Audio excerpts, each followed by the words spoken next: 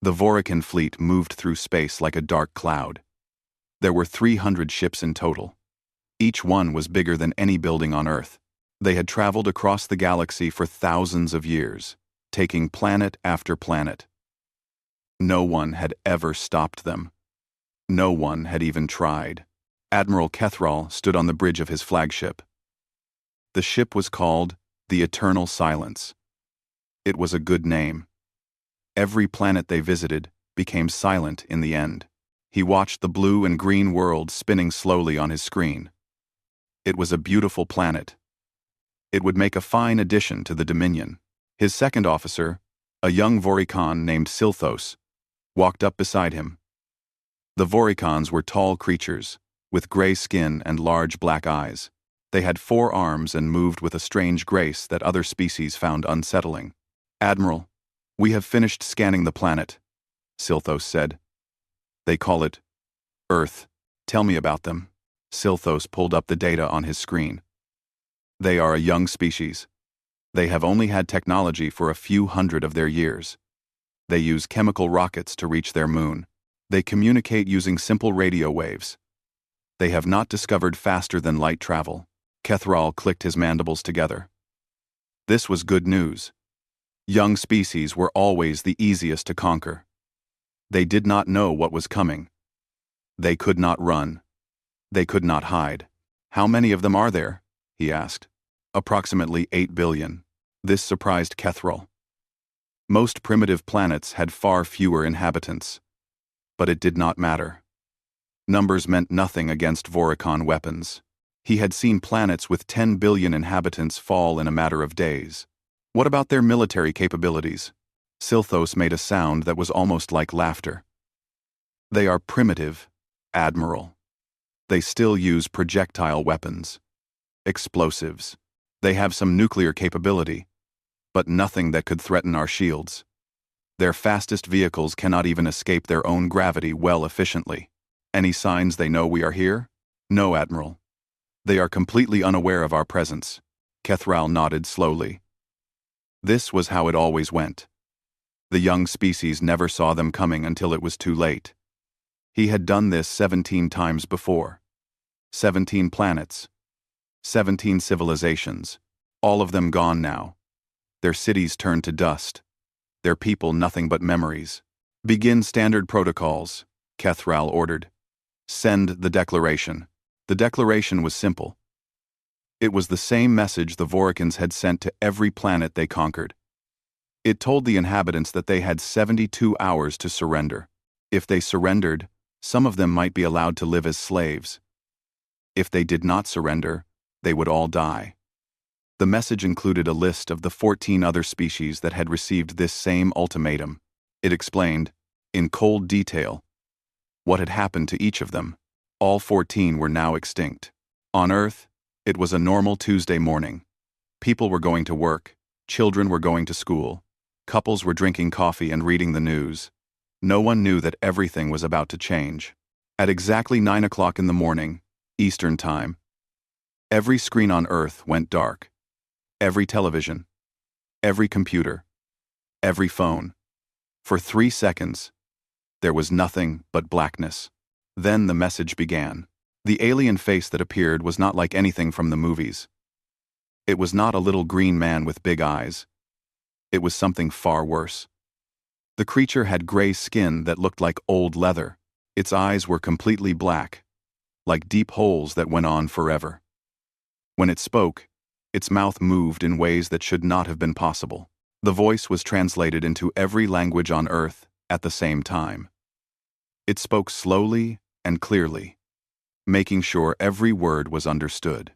"Inhabitants of the planet designated Sol 3. You have been selected for integration into the Vorican Dominion. You have 72 of your hours to surrender unconditionally. All military forces must stand down. All weapons must be destroyed. All leaders must present themselves for processing." The message continued, explaining what would happen if Earth refused. It showed images of the 14 other planets. It showed what the Vorican weapons could do.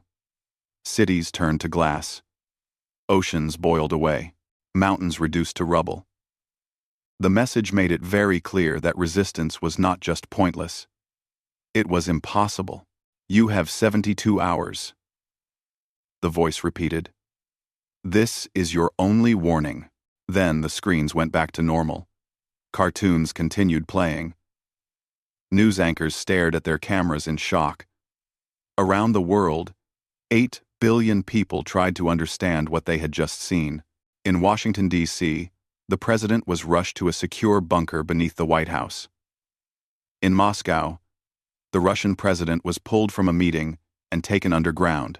In Beijing, in London, in Paris, in every capital city on Earth, leaders disappeared into protected locations. But they did not hide alone. Within 1 hour, something happened that had never happened before in human history. Every major nation on Earth agreed to a joint video conference. Russians spoke to Americans. Chinese spoke to Indians. Countries that had been enemies for centuries suddenly found themselves on the same side. General Kevin Brooks was one of the first military leaders to join the call. He was 54 years old and had served in 3 wars. He had seen terrible things and done terrible things, but nothing had prepared him for this. The conference room beneath the Pentagon was full of screens. Each screen showed the face of a military leader from a different country. Brooks counted 37 nations represented. More were joining every minute. "We have confirmed the transmission was real," said a Russian general named Viktor Petrov. His English was heavily accented but clear. "This is not a hoax. There are alien ships in orbit around our planet." "How many?" someone asked. "Our satellites have detected at least 300 vessels. The smallest is over 2 kilometers long." Silence fell over the conference. 300 ships, each one bigger than anything humans had ever built. The math was simple and terrible. Earth had no chance in a straight fight. Secretary of Defense Diane Marshall spoke next. She was a small woman with gray hair and cold eyes. She had served in the military for 30 years before entering politics. She did not scare easily, but Brooks could see the fear in her eyes now. "We have 72 hours, she said. "We need to decide how to respond." "What choice do we have?" asked a British admiral named George Patterson. "You saw what they did to those other planets. We cannot fight them." "Then we surrender?" Marshall asked. The silence that followed was heavy. Everyone knew what surrender meant. Slavery. Death. The end of human civilization as they knew it. General Brooks cleared his throat. All eyes turned to him. "There might be another option," he said slowly. "We cannot beat them in a fight. That much is clear. But maybe we do not have to beat them. Maybe we just have to make them afraid to fight us." "How?" asked Viktor Petrov. Brooks looked around at the faces on the screens. Men and women from every nation on Earth. Former enemies. Future allies. All of them waiting for an answer. The next 12 hours were the busiest in human history. While ordinary people panicked and prayed and held their families close, the leaders of the world worked together on something that had never been attempted before. They were going to send a message. Not a surrender. Not a negotiation. Something else, entirely. General Kevin Brooks stood in a room deep beneath the Pentagon. Around him, technicians worked at computers, pulling together footage from archives around the world. Russian files, Chinese records, British documents that had been classified for a century. For the first time ever, every nation was sharing its darkest secrets. "We need to show them everything," Brooks said. "Every war, every weapon, every terrible thing we have ever done to each other." A young analyst named Lisa Park looked up from her screen. She was 28 years old and had joined military intelligence because she wanted to help people. Now she was helping put together something that might save the entire human race. "General, are you sure about this?" she asked. "Some of this footage is horrible. War crimes, genocide, things we have spent years trying to forget." Brooks walked over to her station. On her screen was black and white footage from World War II. Bodies stacked like firewood. cities reduced to ash. The worst of what humans had done to humans. That is exactly why we need it, Brooks said quietly. Those aliens think we are just another primitive species. They think we will beg for mercy like all the others. We need to show them that we are not like the others. We need to show them what makes humans different. What does make us different? Lisa asked. Brooks was quiet for a long moment. Then he answered, we never stopped fighting. Every other species they conquered had evolved past violence. They had learned to live in peace. They had put down their weapons and forgotten how to use them. He shook his head. We never did that. We kept our weapons. We improved them. We built bombs that could destroy entire cities and pointed them at each other for 50 years. Each side ready to end the world, rather than lose. He pointed at the screens around them, each one showing a different war, a different atrocity, a different example of human violence. That is what makes us different. We are still killers, all of us. And we need to make sure those aliens understand that. The video took 6 hours to put together. When it was finished, it was 45 minutes long. It began with ancient history and moved forward through time, showing the full story of human warfare. It showed the Spartans at Thermopylae. 300 men standing against an empire of millions. They knew they were going to die. They fought, anyway. They held the pass for 3 days, killing thousands before they fell. It showed the siege of Stalingrad, an entire city that refused to surrender. Men and women and children fighting in the ruins, building by building, room by room. They ate rats and leather and sometimes each other. But they did not give up. They would rather die than let the enemy take their home. It showed the beaches of Normandy. Thousands of young men running into machine gun fire. Most of them died in the first minute. The ones behind them kept coming. They climbed over the bodies of their friends and kept fighting until the beach was taken. Then came the part that would change everything. The screen showed a bright flash of light. Then a mushroom cloud rising over a city. Hiroshima. Then another. Nagasaki. The video explained in cold, simple terms what had happened. Humans had discovered how to split the atom. The first thing they did was turn it into a weapon. They used it on each other. More footage followed. Nuclear tests in the desert. Underground explosions. Bombs dropped from planes. Missiles launched from submarines.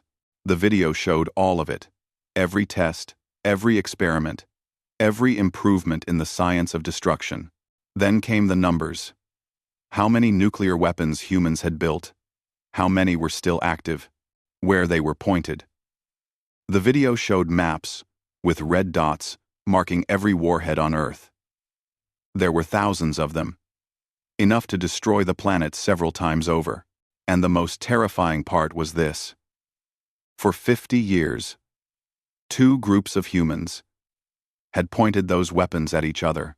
They had been ready, at any moment, to end all life on Earth rather than let the other side win. This was called mutually assured destruction. It was considered a normal part of human politics. The video continued. Chemical weapons. Biological weapons. Weapons that could kill thousands with a single drop. Weapons that could spread disease across continents.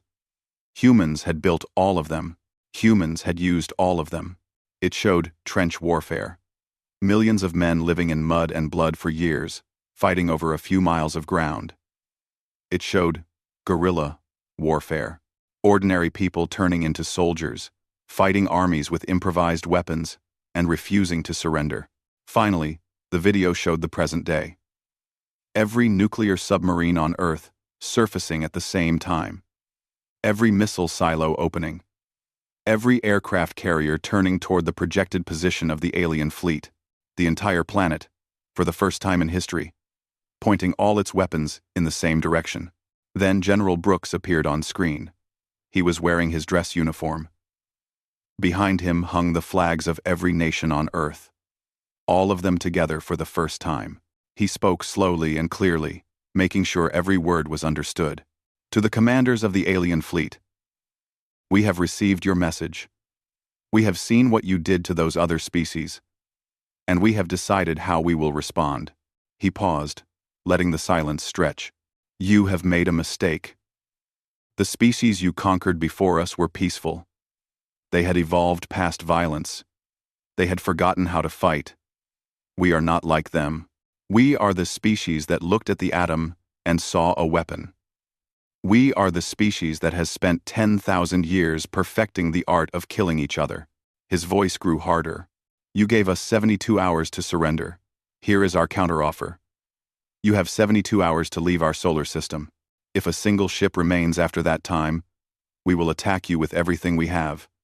We will not negotiate. We will not surrender.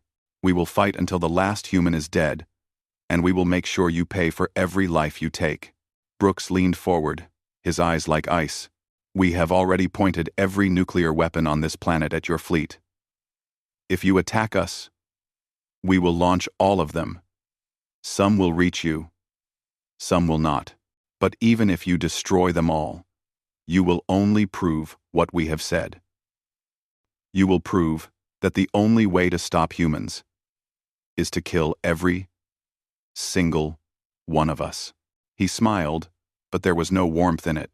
"The other species you conquered, they surrendered because they wanted to live. We would rather die free than live as slaves. Every human on this planet feels the same way. You cannot threaten us with death. We have been threatening each other with death since we climbed down from the trees." Brooks stood up, his final words ringing with defiance. "We are humanity. We are the most dangerous thing in this galaxy, and we have not even left our own planet yet. You can try to conquer us if you want, but you will lose more than you can afford. And even if you win, there will be nothing left worth taking." He pointed directly at the camera. The bridge of the eternal silence was completely quiet. No one moved. No one spoke. Every officer on the ship was staring at the screens that had just shown them something impossible. Admiral Kethrel stood perfectly still. He had lived for over 400 cycles. He had conquered 17 planets. He had watched countless species beg for mercy, try to negotiate, attempt to flee. All of them had failed. All of them had died or become slaves, but none of them had ever done this. "Admiral," Silthos's voice was barely a whisper. "Those weapons, the nuclear ones, our calculations suggest they have over 15,000 warheads active and ready to launch. I saw.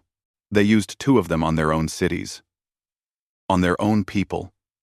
Hundreds of thousands dead in seconds." The young officer's hands were shaking. What kind of species uses weapons like that on themselves? Kethrel did not answer. He did not have an answer. A tactical officer named Threkval stepped forward. He was older than Silthos, more experienced. He had served on conquest fleets for over 100 cycles. His voice was steady, but Kethrel could see the fear in his eyes. "Admiral, I have run the combat projections. If we attack Earth with standard protocols, we will win. Our weapons are superior. Our shields will stop most of their missiles." "Most," Kethrel repeated. "Not all. No, Admiral. Not all. Their nuclear weapons are primitive, but they have so many of them. Some will get through. Estimated fleet losses range from 15 to 40%. 40%. Kethrel let that number sink in. In 300 cycles, the Voricon Dominion had never lost more than 5% of a conquest fleet. The thought of losing 40% was unthinkable. "What about ground operations?" he asked. Threkval pulled up new data on his screen. "That is where the projections become more concerning, Admiral. The humans have extensive underground networks. Bunkers, tunnels, shelters built to survive nuclear attacks. They built shelters to survive their own weapons?" "Yes, Admiral. They expected to use these weapons on each other. They planned for it. They prepared for it." Threkval paused, struggling to understand. They created weapons that could destroy their entire planet. And then, they built places to hide from those weapons, because they knew they might actually use them. Kethrel walked slowly to the main viewing screen. Earth hung there, blue and green and beautiful, so small, so fragile, and yet somehow, the most terrifying thing he had ever seen. Continue, he said. Even with orbital bombardment, we cannot destroy all their shelters. Significant numbers of humans would survive. Our ground forces would face resistance for years, perhaps decades. Threkval's voice dropped. Admiral, their military history shows a pattern. When humans fight a stronger enemy, they do not surrender. They adapt. They hide. They strike from the shadows. They make the enemy pay for every inch of ground. Guerrilla warfare, Kethral said. He had studied the concept in the human transmissions. Small groups fighting large armies. Yes, Admiral. And they are very good at it. Some of their wars have lasted for 20, 30, even 50 years. They simply refuse to stop fighting. Another officer spoke up. Her name was Velcree, and she was in charge of analyzing enemy communications. Admiral, there is something else. Something worse. What? Their defensive plans include something they call a scorched earth policy. Velcree looked ill as she explained. If they believe they cannot win, they are prepared to destroy their own planet rather than let us have it. They would burn their cities, poison their water, render their world uninhabitable. That makes no sense, Silthos protested. No species would destroy their own world. It goes against every survival instinct. They have done it before, Velcree said. Not the whole world, but parts of it. When their enemies have invaded, they have burned their own cities, their own farms, their own food supplies. They would rather have nothing than let an enemy take it. Kethral closed his eyes. He thought about all the species he had conquered. Every single one of them had been rational. They had understood that survival was more important than pride. They had surrendered when they realized they could not win. Humans were not rational. On Earth, something strange was happening. When the alien message first arrived, there had been panic. People ran through the streets. Stores were looted. Fights broke out. It was the end of the world, and everyone was terrified. But then something changed. Word of humanity's response spread across the planet within hours. The video that General Brooks had sent to the aliens was leaked online. Soon, everyone had seen it. Everyone knew what their leaders had said, and instead of more panic, there was something else. Something unexpected.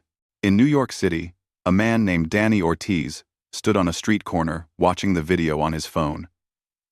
He was a construction worker, 32 years old, with a wife and 2 young daughters. When the alien message first came, he had wanted to run, take his family somewhere safe and hide, but there was nowhere to hide. The aliens were in space. They could see everything. There was no safe place on the entire planet. So Danny watched the video. He saw the mushroom clouds. He saw the wars. He saw General Brooks telling the aliens that humanity would rather die than surrender. And something shifted inside him. He looked around at the other people on the street. Some were crying. Some were praying. But others were standing straighter. Their fear was turning into something harder. Something older. An old woman walked by. She must have been 80 years old, small and frail. But she was smiling. My father fought in World War II, she said to no one in particular.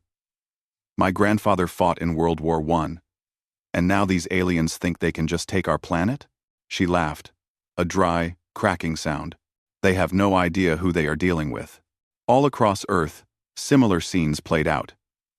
In Tokyo, people gathered in the streets, not to panic, but to sing. In Moscow, veterans who had fought in old wars pinned their medals to their chests and went to recruitment centers. In small towns across America, people pulled guns from closets and watched the skies. Factories that made cars started making weapons. Hospitals prepared for mass casualties. Schools became emergency shelters. The whole world was preparing for war. But there was something more than preparation. There was defiance. There was anger. There was the stubborn, stupid, glorious human refusal to accept defeat. In London, a street artist painted a mural on the side of a building. It showed a human hand raised toward the sky, middle finger extended. The words below it read, "Come and take it." Within hours, the image had spread across the planet. In Geneva, a joint command center had been established. Military officers from every nation worked side by side. Russians and Americans, Chinese and Japanese, Indians and Pakistanis. Old enemies sat at the same tables, planning together for the first time. Captain Amy Garcia was one of the American officers assigned to the center. She was 34 years old and had 2 children back home in California.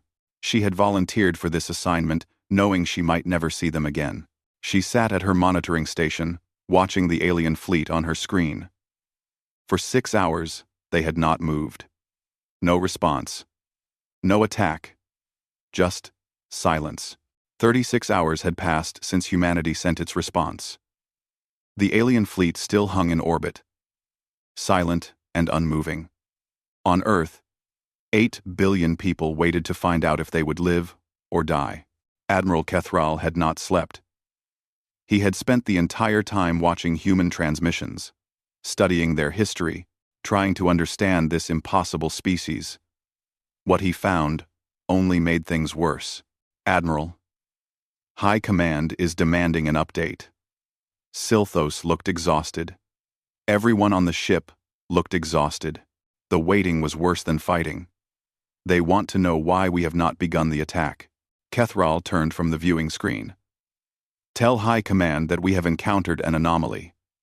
A species that does not match any known patterns. I am requesting permission to reclassify this mission. Reclassify? Silthos's voice was shocked. Admiral, in 300 cycles, no Voricon fleet has ever retreated. The Dominion does not retreat. The Dominion has never faced a species like this. Kethral walked across the bridge to where his tactical officers were gathered. They had been running simulations all night. None of the results were good. Show me, he ordered. Threkval pulled up the projections on the main screen. Admiral, we have run over 200 combat scenarios. In every single one, we win. Our technology is superior. Our weapons are more powerful. We can destroy their cities, crack their planet, burn their oceans. But winning costs us between 30 and 60% of the fleet, depending on the scenario, and that assumes they fight like a normal species. Threkval's hands moved over the controls, bringing up new data. If they use their scorched earth tactics, if they destroy their own resources, rather than let us take them, the cost goes even higher. And after we win, occupation would be impossible, Admiral. Their planet is too large, their population too scattered. Even if we kill 90% of them, the survivors will keep fighting. Our models suggest we would lose troops for decades, possibly centuries. Kethral stared at the numbers. They did not make sense. No species in the history of the Dominion had ever been willing to pay such a high price for resistance. It was not rational. It was not logical. It was not how intelligent beings behaved. But humans were not like other intelligent beings. There is something else, said Velcree from her monitoring station. Admiral, you need to see this. She put a human news broadcast on the screen. It showed a city somewhere on Earth. The streets were full of people. Not panicking. Not fleeing. Marching. They carried signs in dozens of languages. They chanted slogans that the translation system struggled to process. Some of them were armed with whatever weapons they could find. Old rifles, kitchen knives, baseball bats. They were prepared to fight alien warships with wooden clubs. This is happening all over the planet, Velcree said. Millions of them are gathering. They are not hiding. They are not surrendering. They are preparing to fight. They cannot win, Silthos said. They must know they cannot win.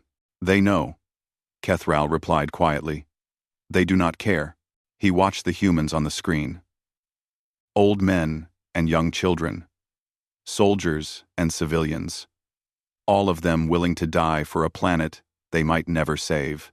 Admiral, said a communications officer, we are receiving transmissions from other Dominion fleets. They have detected the human broadcast. Kethral felt something cold settle in his stomach.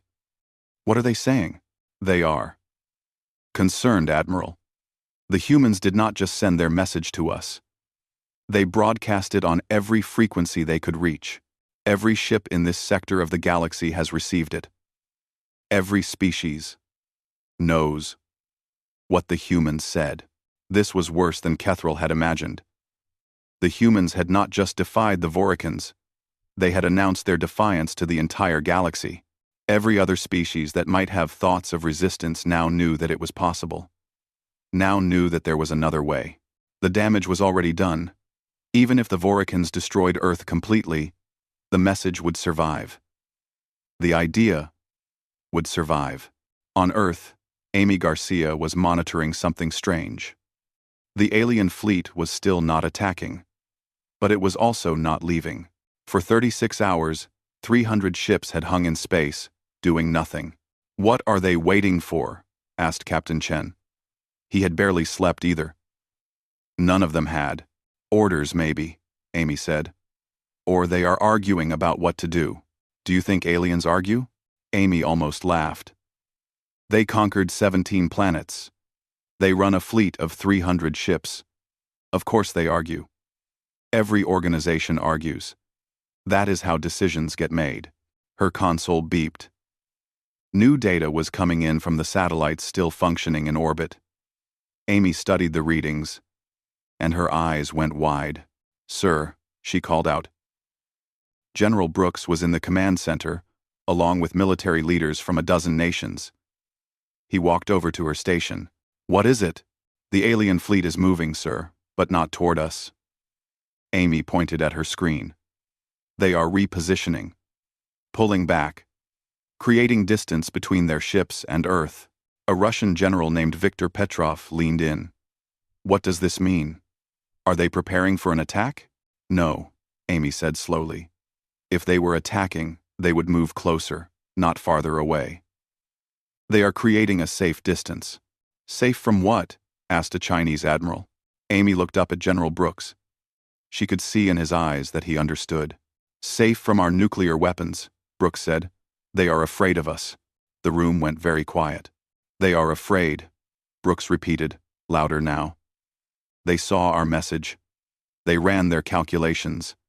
And they realized that fighting us would cost more than we are worth. Then we won? Someone asked. Not yet. They have not left. They are thinking, deciding. We have not won until they are gone.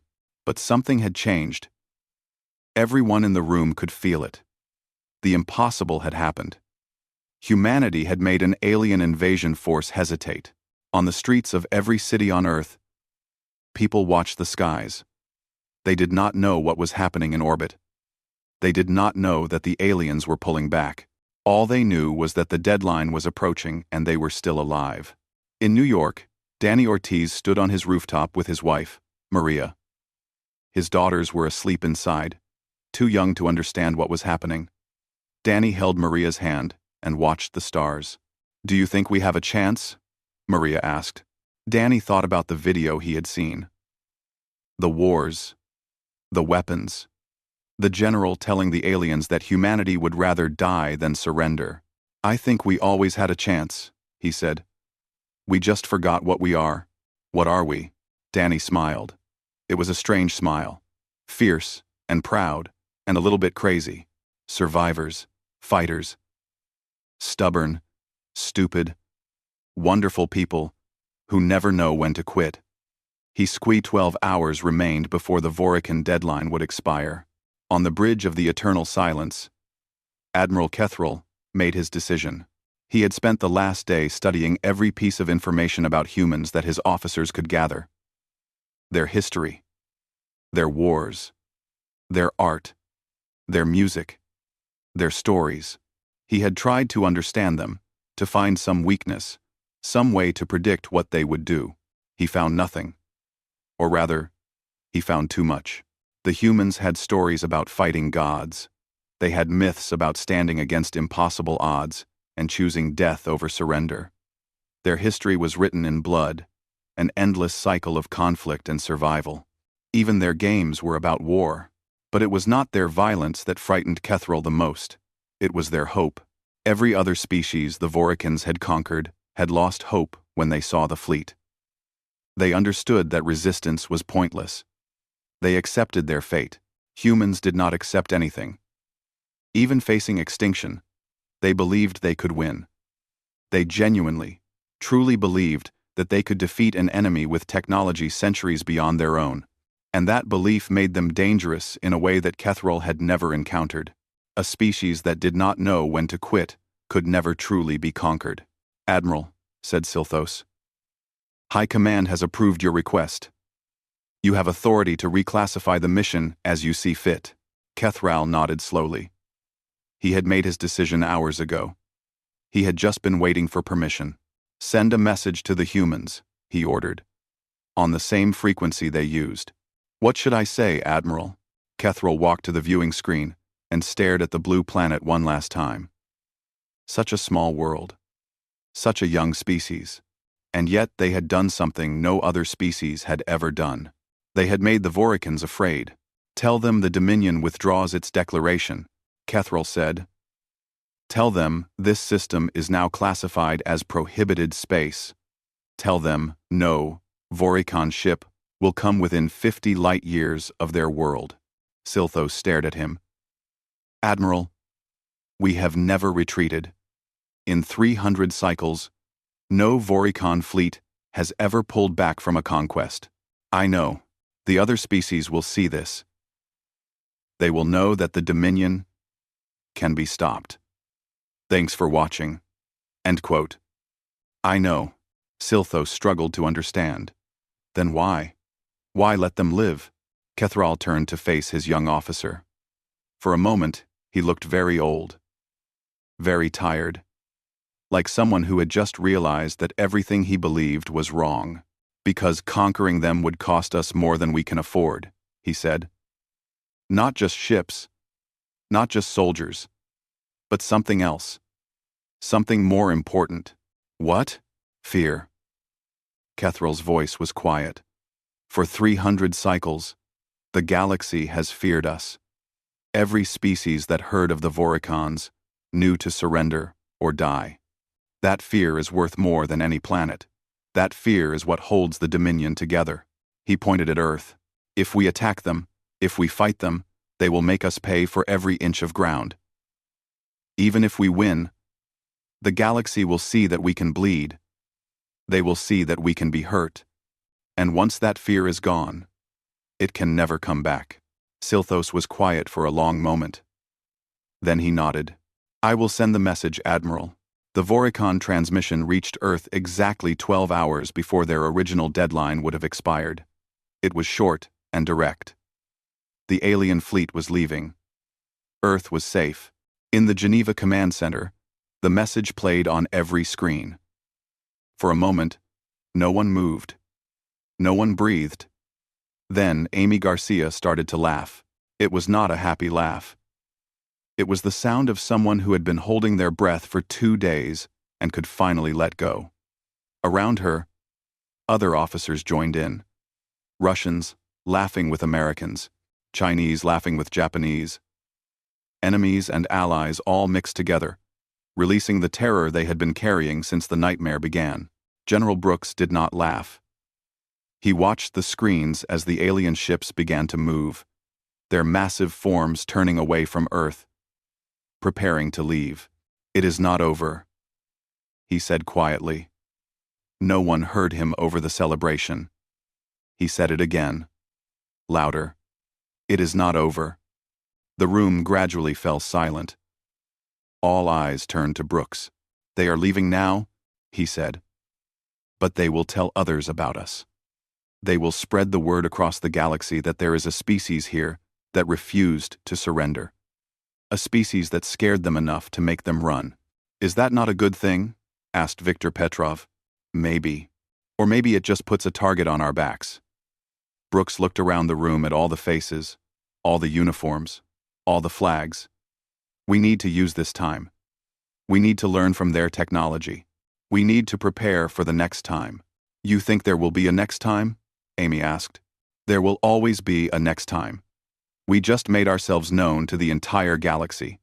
Some will be curious, some will be afraid, and some will want to see if the stories are true. Brooks straightened his shoulders. We have work to do. As the fleet prepared to leave Earth's system, Admiral Kethral recorded one final message. It was not an official communication from the Dominion. It was a personal warning, sent without authorization, on a frequency that the humans would receive. He did not know why he felt the need to warn them. Perhaps it was respect. Perhaps it was something else. But he could not leave without saying one last thing. To the humans of Earth, he began. You have won a victory today. But you need to understand what you have done. He paused, choosing his words carefully. The galaxy is old. Older than you can imagine. There are powers out there that make the Dominion look like children playing with toys. For millions of years, these powers have watched and waited. They have seen thousands of species rise and fall. Most are forgotten. A few are remembered. And a very small number are marked as threats. Kethral's voice grew heavier. Today, you have marked yourselves. Not just to the Dominion, but to everyone. Your transmission has been heard across 100 star systems. Every species with ears to hear now knows about the small blue planet full of creatures who would rather die than surrender. He looked at Earth one last time through the viewing screen. Some of those species will ignore you. You are too small, too primitive, too far away. Some will be curious. They will watch you grow, watch you develop, watch you reach for the stars. And some, the old ones, the powerful ones, the ones who remember wars that burned across galaxies, they will recognize you. His voice dropped to almost a whisper. They will look at your history and see what we saw. A predator species. A species that has never known true peace. A species that has spent its entire existence preparing for war, even when there was no enemy to fight. And they will ask themselves the same question we asked ourselves. 1. Kethral leaned forward. What happens when that species leaves its planet? What happens when they take their weapons and their anger and their stubborn refusal to die out into the stars? What happens when the rest of the galaxy has to share space with creatures like you? He took a deep breath. Some will want to destroy you before you become too strong. Some will want to befriend you before you become their enemy. Some will simply wait and see. But all of them, every species in the galaxy, will be watching you now. You are not alone anymore. You are not hidden anymore. Alongo. Galaxy. Into first. The Eternal Silence's engines began to hum as the ship prepared for faster-than-light travel. You have announced yourselves to the universe, humans. You have told everyone who you are and what you are capable of. Whatever comes next is on you. The days after the Voricon retreat were strange ones for Earth. There was celebration, of course, parades in every city, speeches from world leaders, a day of global thanksgiving that was observed by every nation on the planet. But beneath the celebration, there was something else. A new understanding. A new purpose. Admiral Kethral's final message had been received and translated. Within hours, it was broadcast to every person on Earth. The warning was clear. The Voricans were not the only threat out there. They were just the first to find humanity. Others would come. Others would test them. And humanity needed to be ready. The Joint Command Center in Geneva became the foundation for something new. For the first time in history, the nations of Earth agreed to work together on a permanent basis. Not just for defense, but for advancement, for reaching the stars. Scientists who had spent their careers competing against each other now shared their research freely. Military technology that had been closely guarded secrets was pooled together. Resources flowed across borders without restriction. The race was on. General Kevin Brooks became the first commander of the United Earth Defense Force. It was a title he never expected to hold, leading an organization that had not existed 3 months ago. But the world had changed, and someone needed to lead the way forward. Our first priority is understanding their technology, Brooks told the assembled officers at the first Global Defense Conference. The Voricans left debris when they jumped to faster than light. Our scientists are already studying it. Within a year, we will know how their drives work. And then what? Asked Viktor Petrov, now serving as the Russian representative to the UEDF. Then we go out there. Brooks pointed up at the ceiling, toward the stars beyond. We do not wait for them to come to us. We go to them. We learn. We prepare. And we make sure that nothing like this ever threatens Earth again. It was a bold plan. An impossible plan. A very human plan. Amy Garcia was promoted to commander and put in charge of the first Earth Defense Monitoring Station.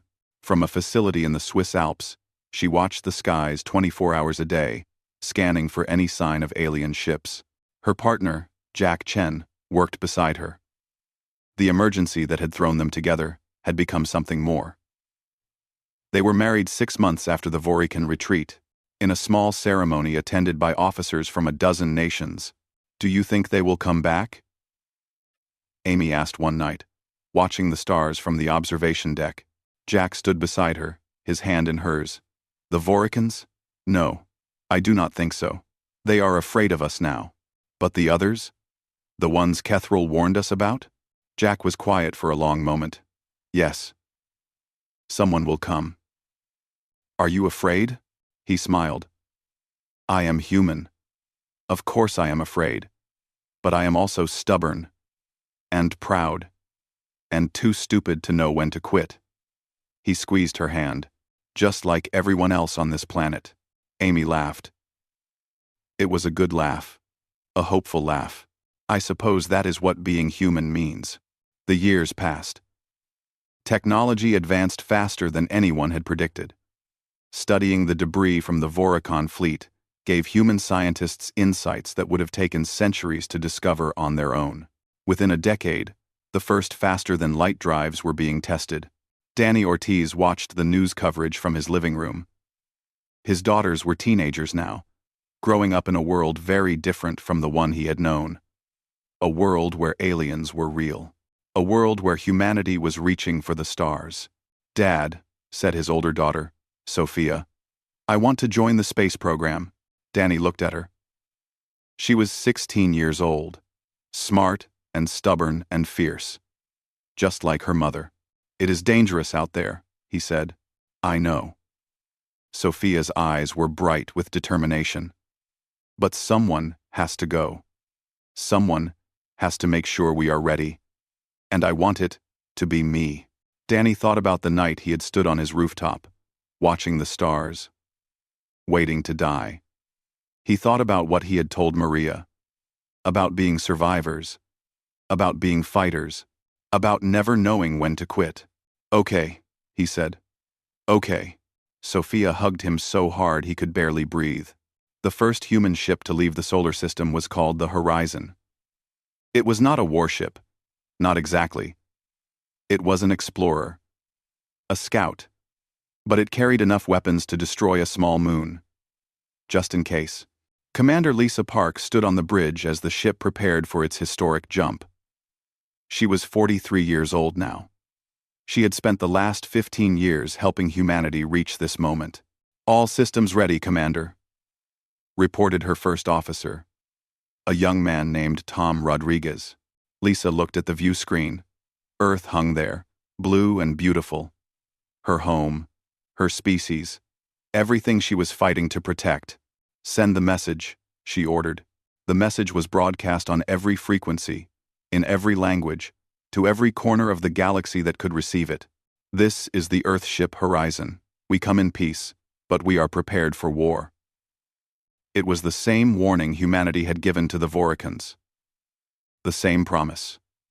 The same threat. Some species would hear it and be afraid. Some would be curious. Some would want to be friends. Some would want to be enemies. It did not matter. Humanity was ready for all of them. Lisa smiled. Engage faster than light drive. The ship jumped, leaving Earth behind, racing toward the unknown. The first human footsteps among the stars. Back on Earth, people watched the horizon disappear. In cities and towns across the planet, they celebrated this new beginning. The end of one chapter and the start of another. General Kevin Brooks, now old and gray, watched from his home in Virginia. He had retired years ago, but he still kept track of everything. He still remembered the day when alien ships appeared in Earth's sky and demanded surrender. He still remembered what humanity had said in response. A reporter had asked him once, years after the Vorican retreat, what he thought the future would hold. Brooks had thought about it for a long time before answering. "I do not know," he had said. "Nobody knows. That is the nature of the future. But I know one thing for certain." "What is that?" Brooks had smiled his old soldier's smile. "Whatever is out there, whatever challenges we face, whatever enemies we make or friends we find, humanity will not back down. We will not surrender. We will not go quietly into the night." He had pointed up at the stars. "We are coming out there, ready or not. And the galaxy better be prepared." The reporter had laughed nervously. "Is that a threat, General?" Brooks had shrugged. "It is a promise." Now, watching the horizon carry the first humans out into the galaxy, Brooks raised a glass in a private toast. "To the future," he said quietly. "Whatever it may hold." Somewhere out in the darkness between stars, the message was spreading. Species that had never heard of Earth were learning about the small blue planet and its strange, violent, wonderful inhabitants. Some were afraid, some were excited, some were already making plans. The galaxy was about to get very interesting, and humanity, as always, was just getting started. The end. Kethril straightened up. "Good luck. You are going to need it." The message ended. The fleet jumped to faster than light, disappearing from Earth's solar system in a flash of light that was visible from the planet's surface. They were gone. Earth was safe. For now, eased his wife's hand. "Whatever happens, we are not going down without a fight." Maria leaned against him. Above them, the stars were cold and distant. Somewhere up there, 300 alien ships were deciding the fate of the world. But down here, on the ground, 8 billion humans were ready. Not to surrender, not to run, but to fight for their home, no matter the cost. That was what the aliens did not understand. That was what they had never seen before. Humans did not calculate odds. Humans did not accept defeat. Humans fought because fighting was what they did. It was in their blood. It was in their bones. It was the one thing they were better at than any other species in the galaxy. And now the galaxy was about to find out. A Chinese officer named Captain Jack Chen sat down beside her. His English was perfect, with just a hint of an accent. "What do you think they are doing?" he asked. Amy watched the dots on her screen. 300 ships, each one capable of destroying a city. "They are thinking," she said. "For the first time in their history, they are actually thinking about what we might do to them. Do you think it will work? Do you think they will leave?" Amy was quiet for a long moment. Then she answered, "I do not know. But if they stay, if they fight, they are going to learn something important." "What?" Amy smiled, but there was no fear in her eyes. Only fire. "They are going to learn why the rest of the galaxy should be afraid of us." "Your move." The transmission ended. Across the Vorican fleet, officers stood frozen at their stations. On the bridge of the eternal silence, Admiral Kethril stared at the blank screen for a long time. No species had ever responded like this. Not once, in 300 cycles. Not ever. For the first time in his long career, Kethril did not know what to do. "By showing them exactly what humans are capable of," Brooks said. "By showing them what we have done to each other for 10,000 years. by making them understand that conquering Earth will cost them more than any planet is worth. He leaned forward, his eyes hard. We make them afraid of us.